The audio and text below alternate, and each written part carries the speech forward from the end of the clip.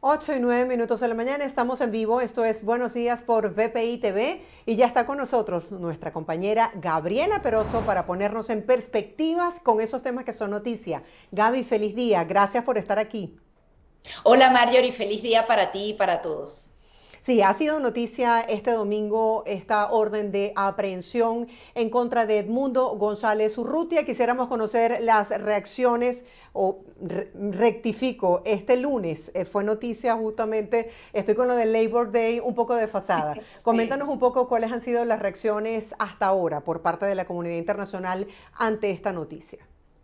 Sí, Marjorie, ya han reaccionado la mayoría de los países democráticos de América Latina, también ha reaccionado España asegurando que rechazan cualquier tipo de coerción a la libertad de expresión y la libertad de los venezolanos. Pero más allá de lo que son esas reacciones, hay que entender que han cruzado una línea roja y a partir de ahora no necesariamente esa comunidad internacional va a seguir pidiendo las actas electorales, sino que podrían utilizar otro tipo de mecanismos, de estrategia para presionar al régimen de Nicolás Maduro. Una cosa es que Nicolás Maduro se robe las elecciones, no presente las actas, pero quede hasta allí. Pero ahora es totalmente distinta la situación porque están emitiendo una orden de aprehensión, de arresto contra el presidente electo de Venezuela y así lo interpretan las diferentes naciones del mundo. Por tanto, esas naciones tienen que empezar a reaccionar de una manera distinta.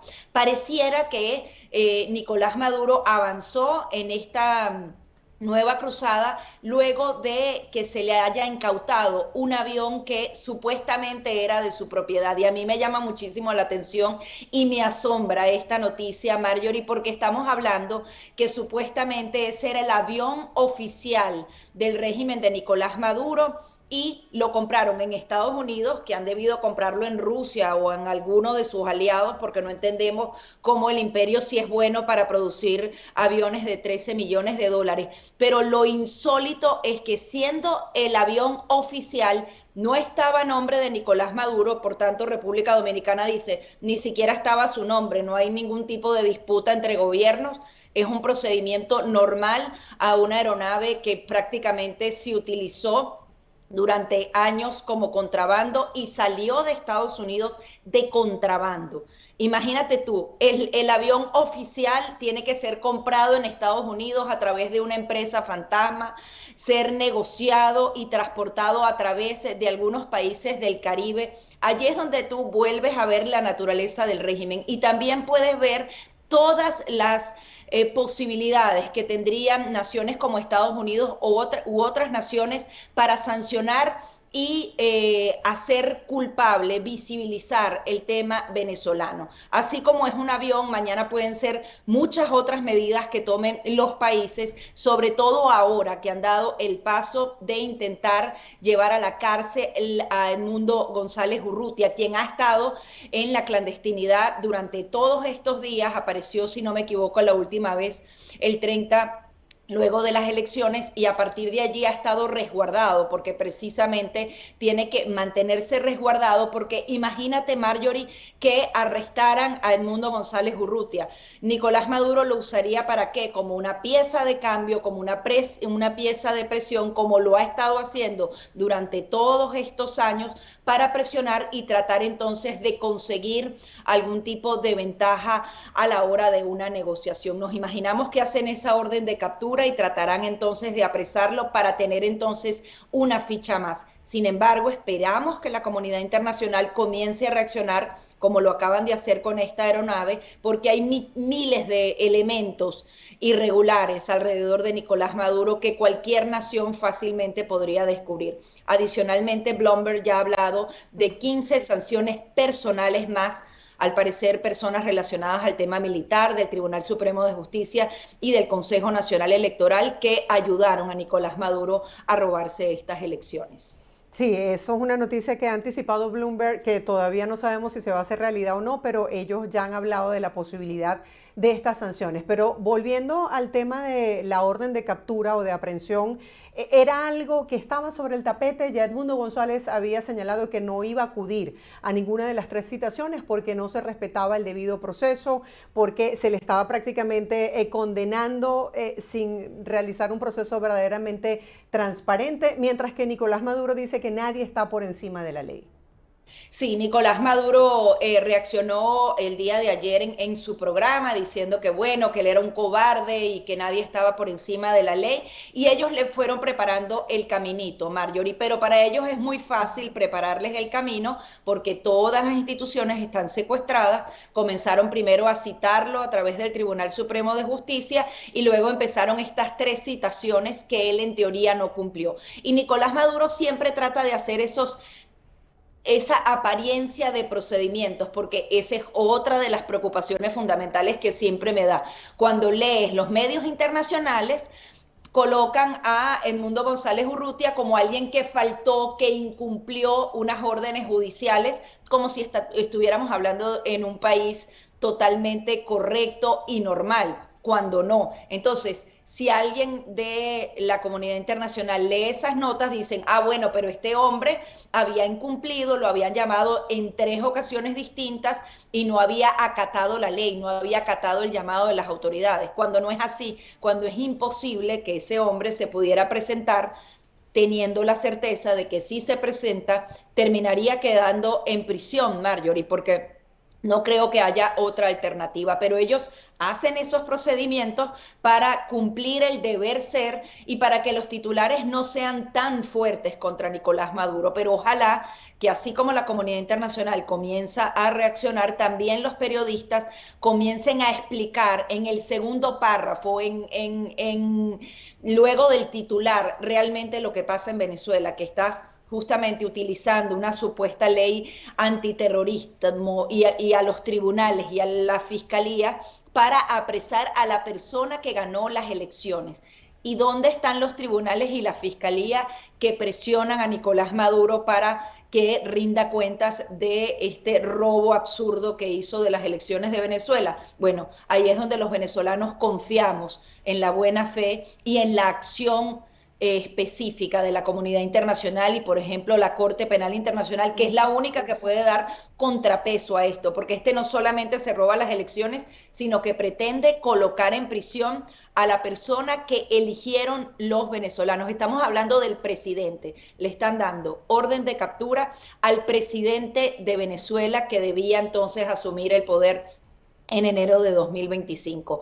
¿Hasta dónde va a llegar el régimen de Nicolás Maduro? Era predecible, sabíamos que iba a actuar por allí, pero el tema es que a partir de ahora los países le hagan entender a Nicolás Maduro que le va a costar más permanecer a la fuerza en el poder que comenzar entonces una transición pacífica y segura en Venezuela. Es la única manera. Si no hay una presión absoluta para que a él le cueste más permanecer en el poder, va a permanecer en el poder. Es la hora de los países, de las sanciones, y hay muchísimas herramientas que se pueden avanzar para lograr entonces presionar a Nicolás Maduro. Gaby, ¿cuáles han sido en líneas generales las reacciones que esto ha traído tanto a nivel interno de la oposición como a nivel externo? Veíamos que Uruguay también se sumaba a estas denuncias ante la Corte Penal Internacional por crímenes de lesa humanidad en contra del gobierno actual de Venezuela. ¿Qué se ha dicho hasta este momento? Sabemos que es muy pronto, pero algunas reacciones se han ido suscitando.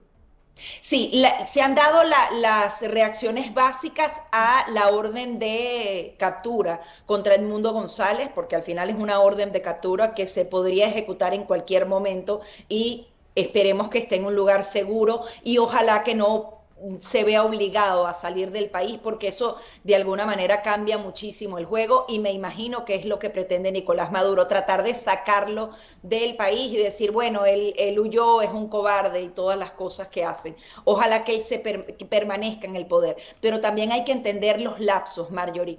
Cuando la época de Juan Guaidó pasaron 2 años y tanto para que Nicolás Maduro se atreviera a tomar una medida de este tipo. Ahora lo hace apenas un mes y ni siquiera un mes y medio de haber cometido un nuevo fraude y hacerlo de una manera tan descarada. Y yo creo que ¿por qué lo hace? Porque la comunidad internacional ha sido pasiva, ha estado pidiendo las actas, ha puesto en manos del dictador las acciones para que él se pudiera defender y tuviera algún tipo de oportunidad. Y cuando tú actúas de esa manera y no actúas con fuerza, con contundencia, obviamente el régimen de Nicolás Maduro avanza.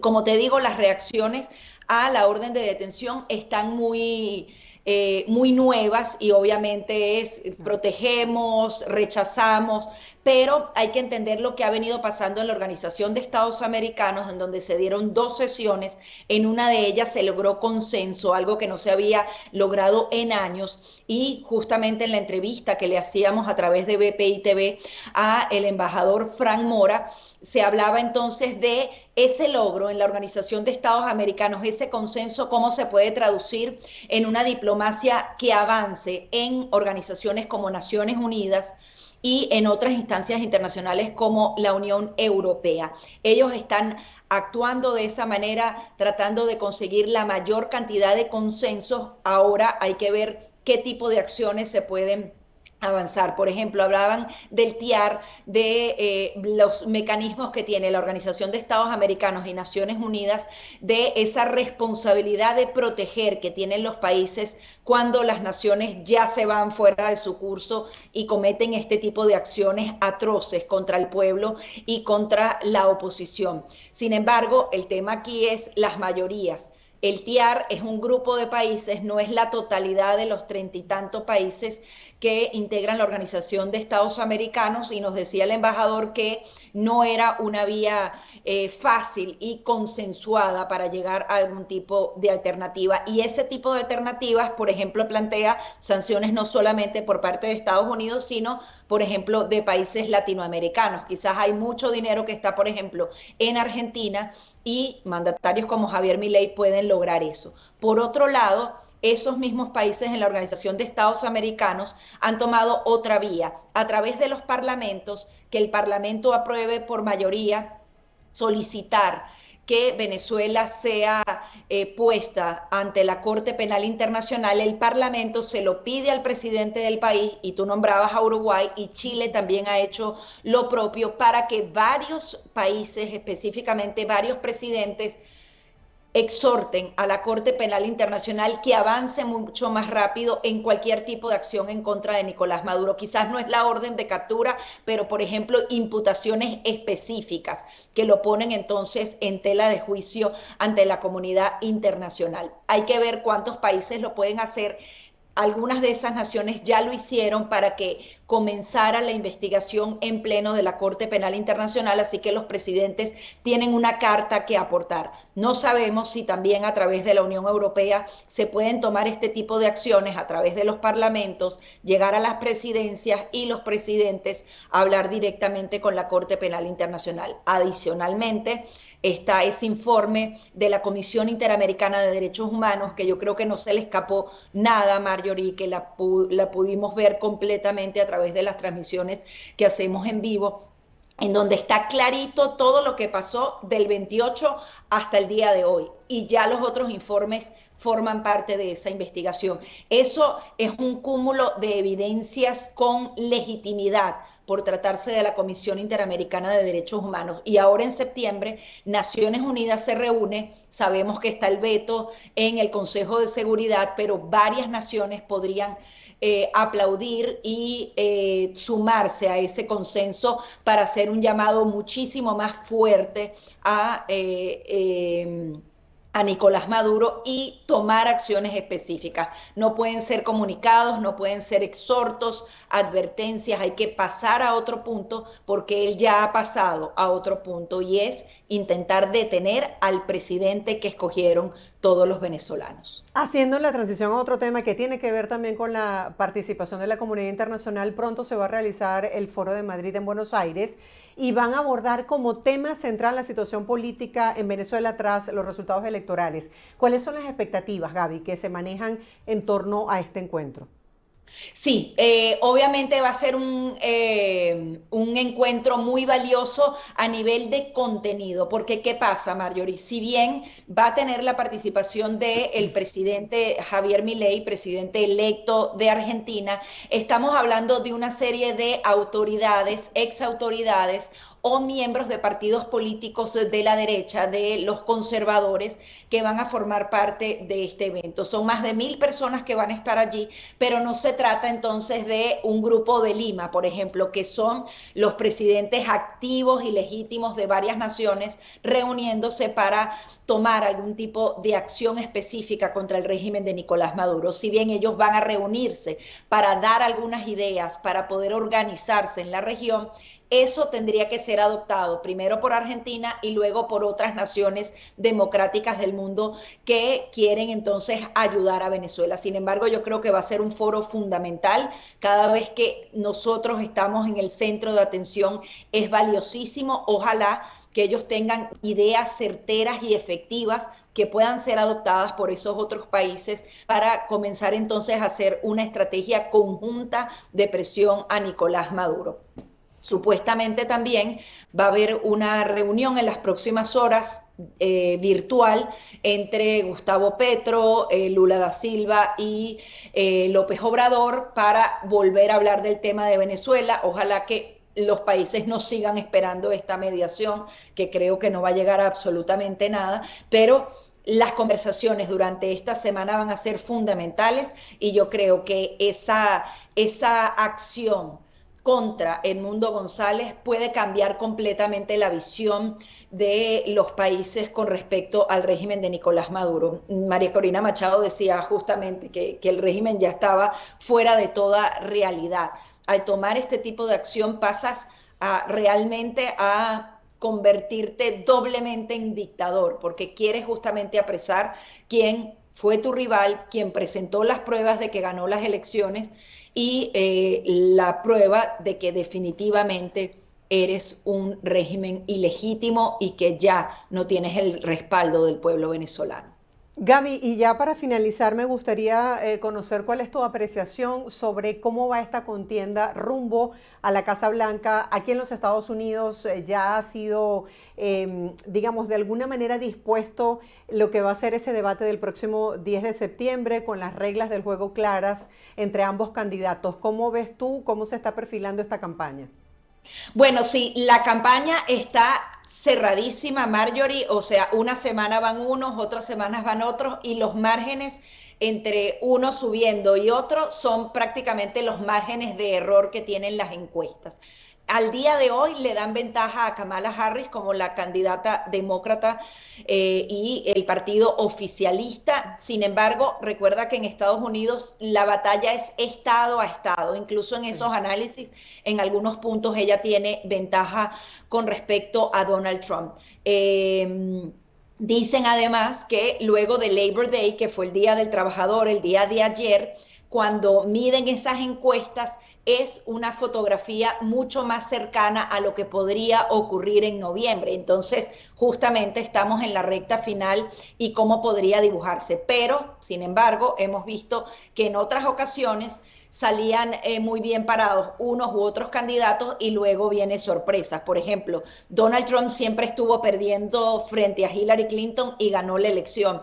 O, por ejemplo, hablaban de que en las elecciones de medio término, las últimas elecciones que se celebraron hace 2 años, supuestamente el Partido Republicano iba a arrasar en el Congreso estadounidense y ese arrase tampoco ocurrió. Es decir, ha ocurrido de lado y lado, así que es muy difícil predecir el resultado de esas elecciones. Yo creo que lo que apuntas, el debate el próximo 10 de septiembre va a medir realmente lo que pase, porque además otro debate que fue adelantado, porque normalmente los debates no se celebraban antes de la Convención Nacional Demócrata y Republicana, hizo que uno de los candidatos saliera. Yo creo que hay Sí. demasiada expectativa con respecto a ese debate y va a ser muy bueno. Dejaron las reglas tal y como las hicieron la última vez Ujú. cuando debatieron Trump y Joe Biden.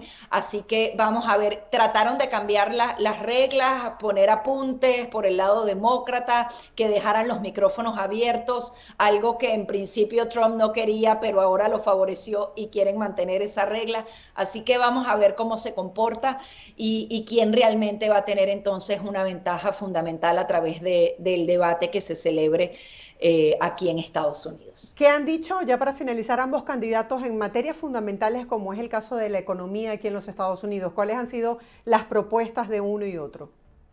Bueno, yo creo que estas elecciones no tiene más críticas que Ujú. propuestas. Claro. Hemos visto que, bueno, por ejemplo, han dicho el tema de las propinas, lo colocó Donald Trump, de que no pagaran impuestos los que reciben propinas. Kamala Harris también dijo que ella estaría de acuerdo con esa propuesta.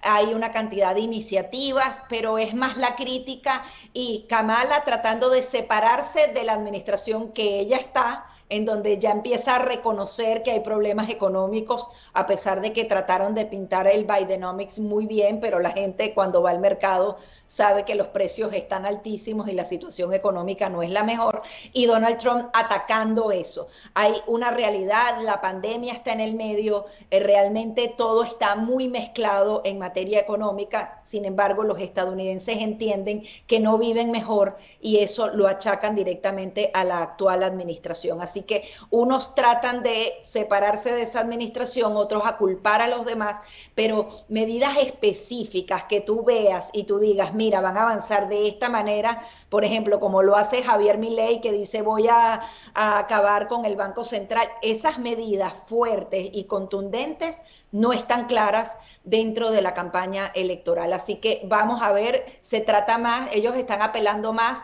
al sentimiento, a lo negativo y a lo positivo que yo te puedo dar, más Sí. allá de propuestas concretas en materia económica. Sí, justamente ha sido una observación de los analistas que dicen que se han basado más en descalificaciones que en Sí. propuestas como tal. Ya veremos qué pasa rumbo a lo que será ese gran debate entre ambos candidatos para el 10 de septiembre. Gaby, gracias por estar con nosotros. Feliz semana para ti y bueno, seguiremos en contacto con estas noticias que están en desarrollo. Feliz día.